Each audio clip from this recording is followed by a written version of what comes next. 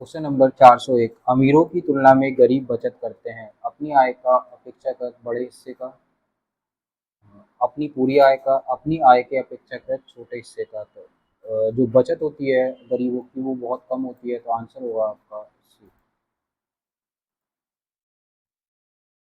Question number 402। Bharat का सबसे बड़ा खनिज तेल क्षेत्र है, तो यह है आपका बम्बई अपर क्षेत्र। Question number 403। वाणिज्य पत्रिका वाणिज्य का प्रकाशन कहाँ से होता है? तो इसका जो प्रकाशन होता है वह होता है मुंबई से। Question number 404। सार्वजनिक वितरण प्रणाली से संबंधित समिति, तो सार्वजनिक वितरण प्रणाली से संबंधित समिति है वेणुगोपाल समिति। Question number 405। तो क्वेश्चन नंबर 405 में अगर हम देखें तो इसने पूछा है कि 405 में औद्योगिक रुग्णता से संबंधित है, तो औद्योगिक रुग्णता से संबंधित है गोस्वामी समिति, तिवारी समिति, इन दोनों का ही संबंध इससे है। Question number 406। Question number 406। Abid Hussain समिति किस मंत्रालय द्वारा गठित की गई थी? तो यह गठित की गई थी उद्योग मंत्रालय द्वारा। Question number 407। भारतीय संविधान में शामिल इकहरी नागरिकता किस देश से संबंधित है? तो इसका संबंध है आपका ब्रिटेन से। Question number 408। एल के झा समिति ने किस कर का सुझाव दिया था? तो यह सुझाव दिया था man MANVAT manual. Question number 409। प्रथम योजना आयोग के उपाध्यक्ष कौन थे? तो यह थे आपके ऑप्शंस के अकॉर्डिंग चेक करें तो वैसे तो गुलजारी लाल नंदा थे, इसमें ऑप्शन बी है गुलजारी लाल नंदा। Question number 410। किस वर्ष में विदेशी विनिमय प्रबंधन अधिनियम फेमा प्रभाव में आया? तो यह आया था वर्ष 2003 में। Question number 411। देश के लिए राष्ट्रीय आय का पहला अनुमान किसने तैयार किया था? तो पहला अनुमान किया था दादा भाई नौरोजी ने, जिन्हें ओल्ड मैन ऑफ इंडिया भी कहा जाता है। Question number 412। भारत में निम्नलिखित में से किस उद्योग में सर्वाधिक श्रम शक्ति कार्यरत है? तो सबसे ज़्यादा जो श्रम शक्ति मिलेगी आपको कपड़ा उद्योग में मिलेगी।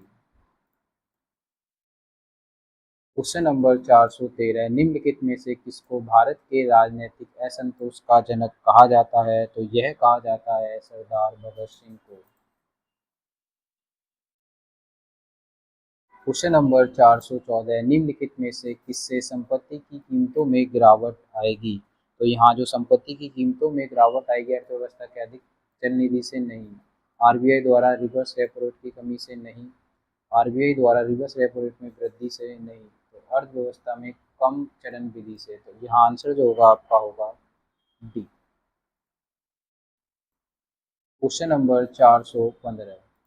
किस वित्त आयोग के आधार पर भारतीय संघ के किसी राज्य को विशेष राज्य का दर्जा दिया जा सकता है? तो यहाँ जो इसने प्रश्न पूछा है किस वित्त आयोग के आधार पर भारत संघ के किसी राज्य को विशेष राज्य का दर्जा नहीं दिया जा सकता है? तो यहाँ पर जो आंसर है वह है 14वें वित्त आयोग। Question number 416। निम्नलिखित में से क्या पूंजीवादी बाजार में व्युत्पन्न साधन नहीं है? तो इसमें जो होगा वह है लाभांश। Question number 417। अंतर्राष्ट्रीय वित्त निगम की स्थापना किस वर्ष हुई? तो अंतर्राष्ट्रीय वित्त निगम की स्थापना होती है 1956 में। Question number 418। ओ पोल टास्क किससे संबंधित है? तो इसका संबंध है आपका इनकम टैक्स डिपार्टमेंट से। Question number 419। यदि किसी एक वस्तु की कीमत में वृद्धि से दूसरी वस्तु की मांग में कमी आए तो वस्तुएं क्या कहलाएंगी? ये कहलाती हैं आपकी मानार्थ वस्तुएं। क्वेश्चन नंबर 420, निम्नलिखित में से कौन सी जगह भारत में नोटों की छपाई की जगह नहीं है? तो यहाँ ऑप्शंस देखेंगे तो यहाँ पर जो इन्होंने ऑप्शंस दिए हुए हैं, तो मैसूर में भी छपाई होती है, सलवानी में भी, नासिक में भी, तो आंसर होगा झांसी। आपको बताना है झांसी भारत के किस राज्य में अवस्थित है। क्वेश्चन नंबर 421, यदि आरबीआई सुरक्षाओं को बेचता है तो वाणिज्यिक बैंकों के नकदी भंडार पर क्या प्रभाव पड़ेगा?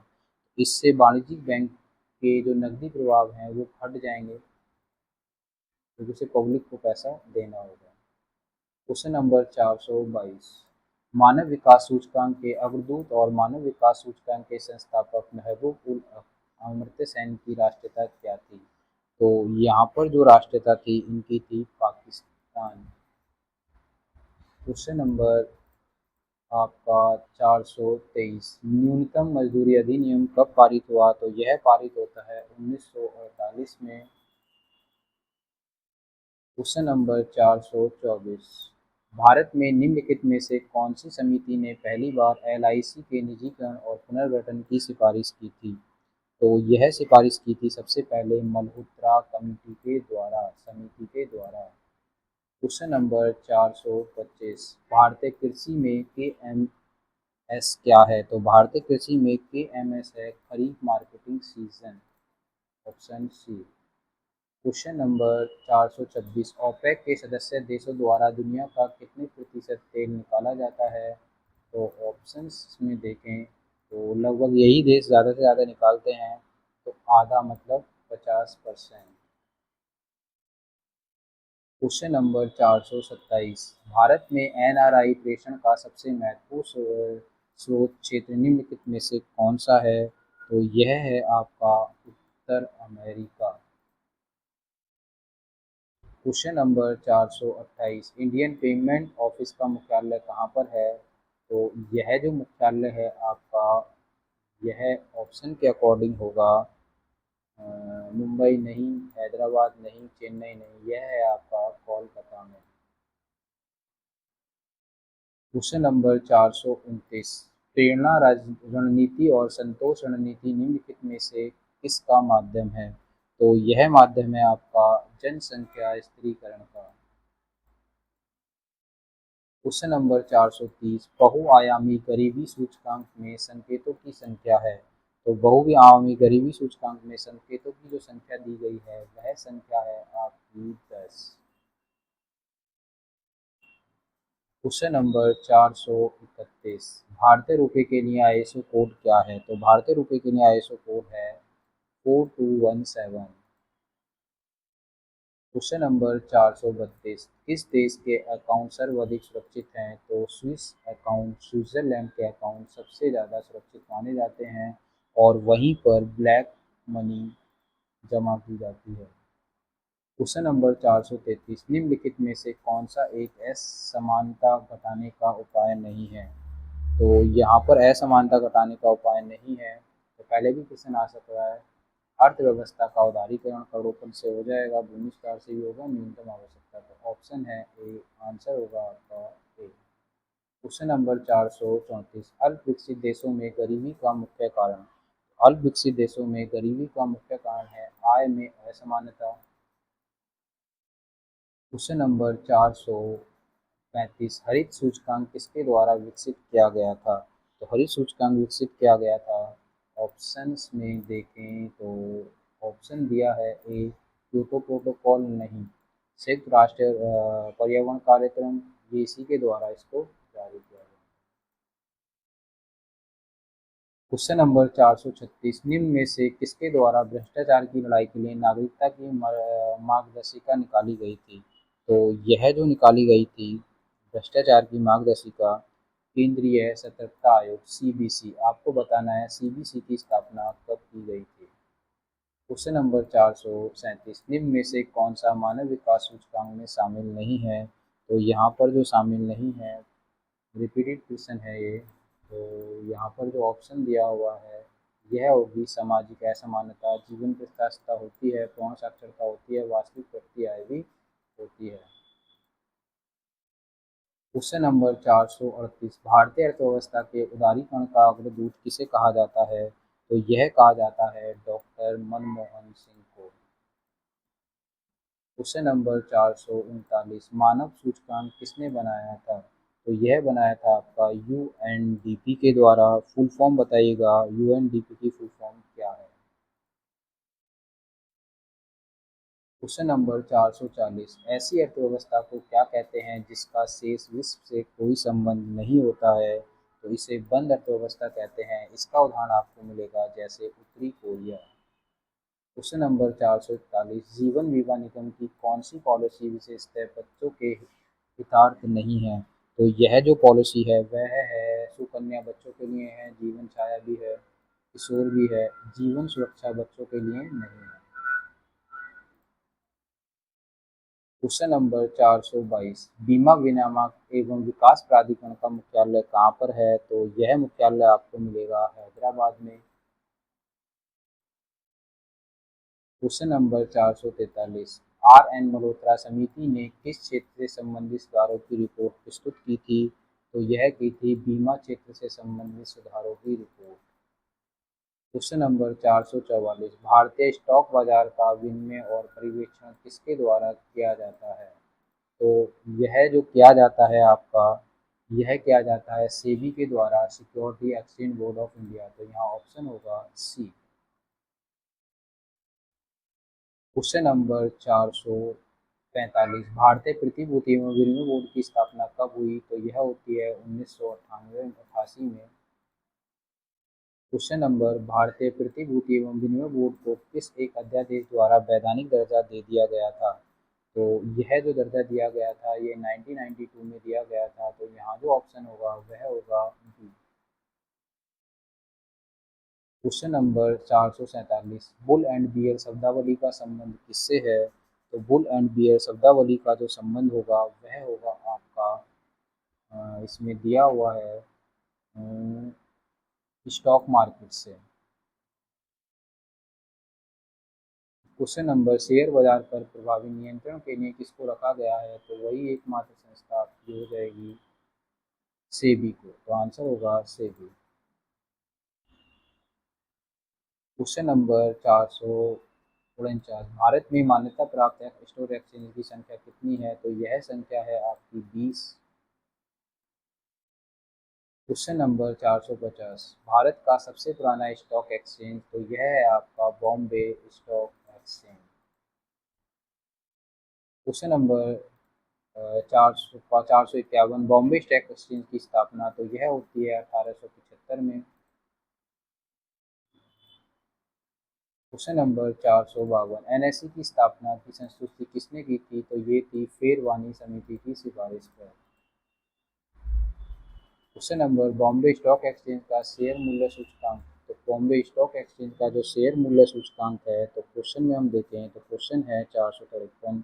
तो इसमें जो इसने ऑप्शंस दिए हुए हैं वह दिया हुआ है S&P/CNX निफ्टी 50, ये भी है सेंसेक्स, ये भी है डोलेक्स, ये भी है। तो यहाँ पर सभी आंसर होगा D. Question number 454 Bombay stock exchange का संवेदी शेयर मूल्य सूचकांक कितनी कंपनियों को जारी किया जाता है? यह किया जाता है 30 के लिए। क्वेश्चन नंबर 455 निफ्टी में किस शेयर बाजार का मूल्य सूचकांक है? तो इसमें जो शेयर बाजार का मूल्य सूचकांक होगा निफ्टी के अंदर यह होगा एनएसई का। तो ऑप्शन यहाँ पर है डी। क्वेश्चन नंबर 456 OTCI क्या है? तो OTCI जो है यह एक भारत का शेयर बाजार है। Question number 457 Bombay stock exchange का राष्ट्रीय सूचकांक कितनी कंपनियों के शेयर मूल्य पर आधारित है? तो बीएसई का जो सूचकांक आधारित है वह आधारित है ऑप्शंस में 50 नहीं 100। इसका आंसर होगा 100। क्वेश्चन नंबर 458 दलाल स्ट्रीट कहाँ स्थित है? तो यह मुंबई में स्थित है। क्वेश्चन नंबर 459 डॉक्टर जोन्स 459 में डॉक्टर जोन्स है। तो यह जो डॉक्टर जोन्स है अमेरिका के न्यूयॉर्क में स्थित एक शेयर बाजार का नाम है। क्वेश्चन नंबर 460 निक्की क्या है? निक्की जो है यह एक शेयर बाजार है जो कि जापान के टोक्यो में स्थित है। Question number 461 Tokyo state stock exchange का नाम अभी हमने किया है तो यह होगा निक्की। क्वेश्चन नंबर 462 कौन सा भारतीय बैंक भारत में 1 लाख करोड़ रुपए के बाजार पूंजीकरण तक पहुंचने वाला है? तो यह पहुंच चुका है और यह है state bank of India SBI. Question number 463 Bharat में कागजी नोट मुद्रा को जारी करने का पूर्ण अधिकार किसके पास है? तो इसको जारी करने का पूर्ण अधिकार है आरबीआई के पास। क्वेश्चन नंबर 464 भारतीय रिजर्व बैंक का राष्ट्रीयकरण कब किया गया? तो यह किया गया था 1949 में। क्वेश्चन नंबर नेक्स्ट जो दिया है इसमें 465 तो यह कह रहा है कि मुद्रा उन्मूलन के फलस्वरूप क्या होगा? आयात का संकुचन, निर्यात का प्रसार, आयातित साधन का प्रसार। तो यहाँ ऑप्शन हो जाएगा आपका डी उपरोक्त सभी। उपरोक्त सभी। क्वेश्चन नंबर 466 तो क्वेश्चन नंबर 466 भारतीय रिजर्व बैंक की खुला बाजार कार्यवाही का अर्थ है क्रय और विक्रय। मतलब इनका क्रय विक्रय करने का मतलब क्या है? यहाँ जो सरकारी बॉन्ड होते हैं उनको खुले बाजार में सरकार द्वारा बेचा और खरीदा जाता है। क्वेश्चन नंबर 467 सस्ती मुद्रा का अर्थ क्या है? तो यहाँ पर सस्ती मुद्रा का अर्थ होता है कि एक ऐसी मुद्रा जिसकी ब्याज दर बहुत कम होती है, इसे सस्ती मुद्रा कहा जाता है। 468 आईएमएफ के नियम के अनुसार हर सदस्य को अपनी वैध मुद्रा का सममूल्य घोषित करना होता है अमेरिकन डॉलर के रूप में। और यहाँ ऑप्शंस क्या कह रहा है? यह कह रहा है कि जो होगा करना होगा हीरे के रूप में नहीं, स्वर्ण के रूप में नहीं, सिल्वर के रूप में नहीं, पाउंड स्टर्लिंग के रूप में। तो यहाँ आंसर आ जाएगा सही डी। क्वेश्चन नंबर 469 यदि धन मुद्रा बहुत अधिक हो तो माल अथवा वस्तु बहुत कम हो जाते हैं, वह स्थिति होती है। तो यह स्थिति होती है महंगाई मतलब की मुद्रा स्फीति। क्वेश्चन नंबर 470 बैंक दर में परिवर्तन से प्रभावित होता है। तो इससे क्या हो जाएगा? जो ब्याज की बाजार दर है वो परिवर्तित हो जाएगी, इससे प्रभावित हो जाता है। क्वेश्चन नंबर 471 बैंक दर वह दर है जिस पर ये जो होगा जिस पर जो आरबीआई होता है वह जो वाणिज्यिक बैंक है उनको उधार देता है उसे बैंक दर कहा जाता है। क्वेश्चन नंबर 472 जिस विदेशी मुद्रा में शीघ्र देशांतरण की प्रवृत्ति होती है तो उसे क्या कहा जाता है? उसे हॉट मनी गर्म मुद्रा कहा जाता है जैसे कि डॉलर। क्वेश्चन नंबर 473 भारत में मुद्रा जारी करने का एकमात्र प्राधिकार 1 रुपए के सिक्के तथा नोटों को छोड़कर निम्नलिखित में से किसके पास है? तो यह प्राधिकार है भारतीय रिजर्व बैंक के पास।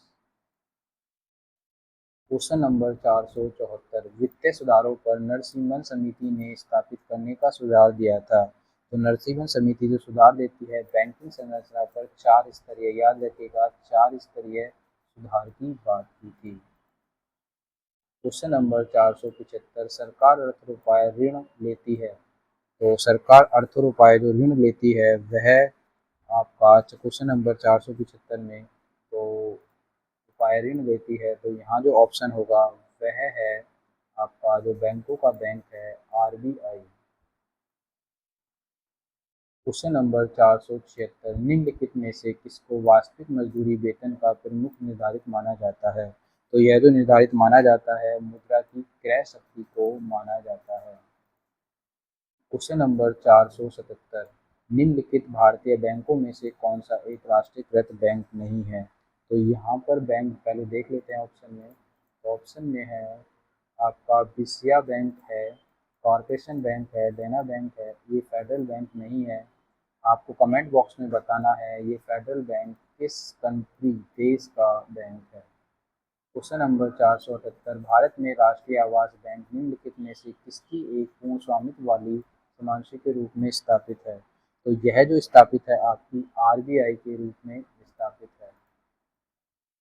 क्वेश्चन नंबर 479 सहभागिता नोट निम्नलिखित में से किसका एक से संबंध है? तो इसका जो संबंध है वह है, अगर ऑप्शन के हिसाब से हम देखें, इसका जो संबंध है वह है विदेशी संस्थागत निवेश से। तो इसका संबंध होगा विदेशी संस्थागत निवेश से। आइए क्वेश्चन नंबर 480। हाल के भारतीय समाचारों के संदर्भ में MCX SX जो देखा गया है वो किससे संबंधित है? तो उसका संबंध होगा आपका स्टॉक एक्सचेंज से।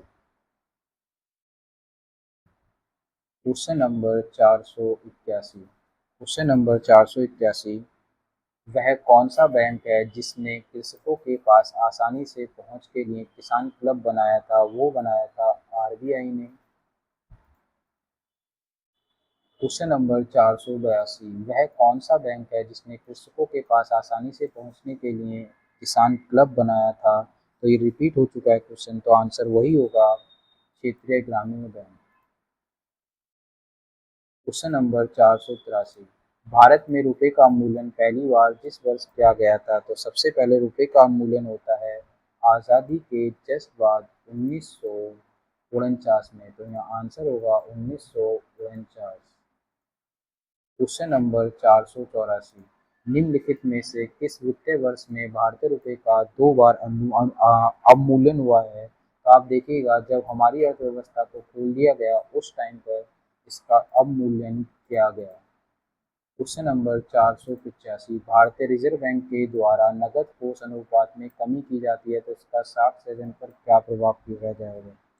तो CRR में कमी की जाएगी तो इससे क्या होगा, यह वृद्धि देखने को मिलती है।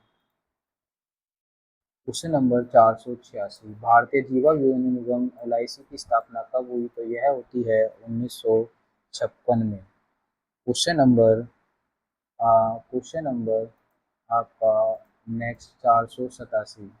भारत भारत में बीमा क्षेत्र का नियमन कौन सी संस्था ने किया था? तो बीमा क्षेत्र का नियमन करती है IRDA, इंडियन रेगुलेटिंग और इंश्योरेंस रेगुलेटिंग डेवलपमेंट अथॉरिटी। ये इसके द्वारा यह किया जाता है। आपको बताना है कमेंट बॉक्स में IRDA का हेडक्वार्टर कहाँ पर है, मुख्यालय कहाँ पर है।